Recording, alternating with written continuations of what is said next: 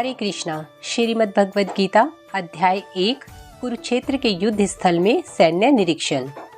धृतराष्ट्र ने कहा, हे संजय, धर्मभूमि कुरुक्षेत्र में युद्ध की इच्छा से एकत्र हुए मेरे तथा पांडु के पुत्रों ने क्या किया। संजय ने कहा, हे राजन, पांडु पुत्रों द्वारा सेना की व्यूह रचना देखकर राजा दुर्योधन अपने गुरु के पास गया और उसने ये शब्द कहे, हे आचार्य, पांडु पुत्रों की विशाल सेना को देखें, जिसे आपके बुद्धिमान शिष्य द्रुपद के पुत्र ने इतनी कौशल से व्यवस्थित किया है। इस सेना में भीम तथा अर्जुन के समान युद्ध करने वाले अनेक वीर धनुर्धर हैं, यथा महारथी युयुधान, विराट तथा द्रुपद। इनके साथ ही धृष्टकेतु, चेकितान, काशीराज, पुरुजित, कुंती भोज तथा शैब्य जैसे महान शक्तिशाली योद्धा भी हैं। पराक्रमी युधामन्यु, अत्यंत शक्तिशाली उत्मोजा, सुभद्रा का पुत्र तथा द्रौपदी के पुत्र, ये सभी महारथी हैं। किंतु हे ब्राह्मण श्रेष्ठ, आपकी सूचना के लिए मैं अपनी सेना के उन नायकों के विषय में बताना चाहूँगा जो मेरी सेना को संचालित करने में विशेष रूप से निपुण हैं।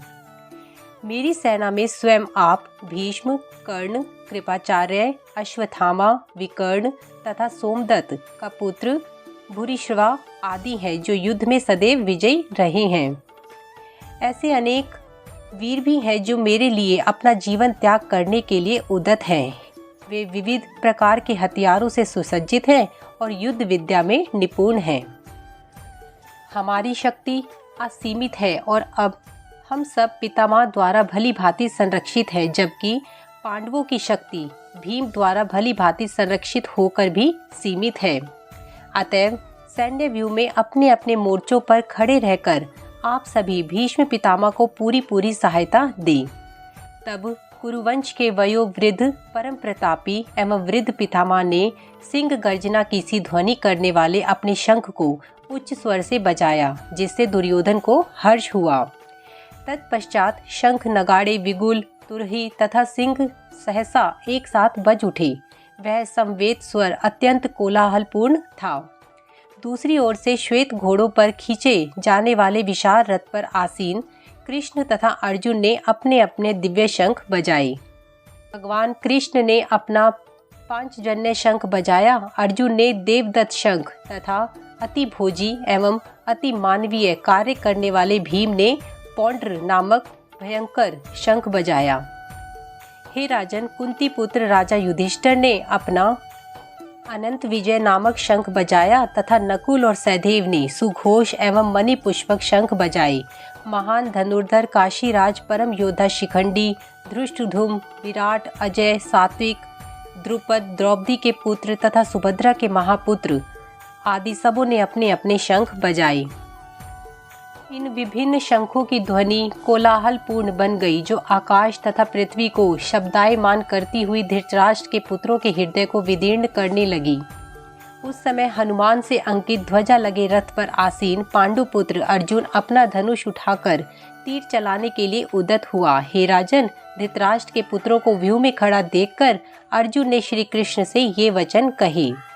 अर्जुन ने कहा, हे अच्युत, कृपा करके मेरा रथ दोनों सेनाओं के बीच ले चले, जिससे मैं यहाँ उपस्थित युद्ध की अभिलाषा रखने वालों को और शास्त्रों की इस महान परीक्षा में जिनसे मुझे संघर्ष करना है, उन्हें देख सकूं। मुझे उन लोगों को देखने दीजिए जो यहाँ पर धृतराष्ट्र के दुर्बुद्धि पुत्र दुर्योधन को प्रसन्न करने की इच्छा से लड़ने के लिए आए हुए हैं। संजय ने कहा, हे भरतवंशी, अर्जुन द्वारा इस प्रकार संबोधित किए जाने पर भगवान कृष्ण ने दोनों दलों के बीच में उस उत्तम रथ को लाकर खड़ा कर दिया। भीष्म, द्रोण तथा विश्व भर के अन्य समस्त राजाओं के सामने भगवान ने कहा, हे पार्थ, यहाँ पर एकत्र सारे कुरुओं को देखो। अर्जुन ने वहाँ पर दोनों पक्षों की सेनाओं के मध्य में अपने चाचाओं, ताऊओं, पितामहों, गुरुओं, मामाओं, भाइयों, पुत्रों, पोत्रों, मित्रों, ससुरों और शुभचिंतकों को भी देखा। जब कुंती पुत्र अर्जुन ने मित्रों तथा संबंधियों को इन विभिन्न श्रेणियों को देखा तो वह करुणा से अभिभूत हो गया और इस प्रकार बोला, अर्जुन ने कहा, हे कृष्ण, इस प्रकार युद्ध की इच्छा रखने वाले अपने मित्रों तथा संबंधियों को अपने समक्ष उपस्थित देखकर मेरे शरीर के अंग कांप रहे हैं और मेरा मुंह सूखा जा रहा है। मेरा सारा शरीर कांप रहा है, मेरे रोंगटे खड़े हो रहे हैं, मेरा गांडीव धनुष मेरे हाथ से सरक रहा है और मेरी त्वचा जल रही है। मैं यहाँ अब और अधिक खड़ा रहने में असमर्थ हूँ। मैं अपने को भूल रहा हूँ और मेरा सिर चकरा रहा है। हे कृष्ण, मुझे तो केवल अमंगल के कारण दिख रहे हैं। हे कृष्ण, इस युद्ध में अपने ही स्वजनों का वध करने से ना तो मुझे कोई अच्छाई दिखती है और ना मैं उससे किसी प्रकार की विजय, राज्य या सुख की इच्छा रखता हूँ। हे गोविंद, हमें राज्य, सुख अथवा इस जीवन से क्या लाभ, क्योंकि जिन सारे लोगों के लिए हम उन्हें चाहते हैं वे ही इस युद्ध भूमि में खड़े हैं। हे मधुसूदन, जब गुरुजन, पितृगण, पुत्रगण, पितामह, मामा, ससुर, पौत्रगण, साले तथा अन्य सारे संबंधी अपना अपना धन एवं प्राण देने के लिए तत्पर हैं और मेरे समक्ष खड़े हैं, तो फिर मैं इन सबको क्यों मारना चाहूँगा, भले ही वे मुझे क्यों ना मार डालें। हे जीवों के पालक, मैं इन सबों से लड़ने को तैयार नहीं हूँ, भले ही बदले में मुझे तीनों लोग क्यों ना मिलते हों। इस पृथ्वी की तो बात ही छोड़ दे, भला धृतराष्ट्र के पुत्रों को मारकर हमें कौन सी प्रसन्नता मिलेगी।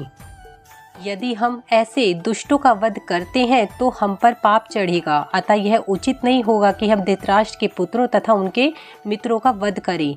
हे लक्ष्मीपति कृष्ण, इससे हमें क्या लाभ होगा और अपने ही कुटुंबियों को मारकर हम किस प्रकार से सुखी हो सकते हैं।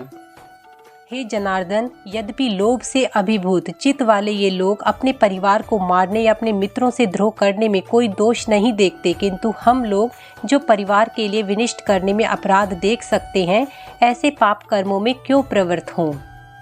कुल का नाश होने पर सनातन कुल परंपरा नष्ट हो जाती है और इस तरह शेष कुल भी अधर्म में प्रवृत्त हो जाता है। हे कृष्ण, जब कुल में अधर्म प्रमुख हो जाता है तो कुल की स्त्रियां दूषित हो जाती हैं और स्त्रीत्व के पतन से हे वृष्णि वंशी अवांछित संतानें उत्पन्न होती हैं। अवांछित संतानों की वृद्धि से निश्चय ही परिवार के लिए तथा पारिवारिक परंपरा को विनिष्ट करने वालों के लिए नारकीय जीवन उत्पन्न होता है। ऐसे पतित कुलों के पुरखे पितृलोक में गिर जाते हैं, क्योंकि उन्हें जल तथा पिंडदान देने की क्रियाएं समाप्त हो जाती हैं। जो लोग कुल परंपरा को विनिष्ट करते हैं और इस तरह अवांछित संतानों को जन्म देते हैं, उनके दुष्कर्मों से समस्त प्रकार की सामुदायिक योजनाएं तथा पारिवारिक कल्याण कार्य विनिष्ट हो जाते हैं। हे प्रजापालक कृष्ण, मैंने गुरु परंपरा से सुना है कि जो लोग कुल धर्म का विनाश करते हैं वे सदैव नरक में वास करते हैं। ओह, कितने आश्चर्य की बात है, हम सब जघन्य पाप कर्म करने के लिए उद्यत हो रहे हैं। राज्य सुख भोगने की इच्छा से प्रेरित होकर हम अपने ही संबंधियों को मारने पर तुले हैं।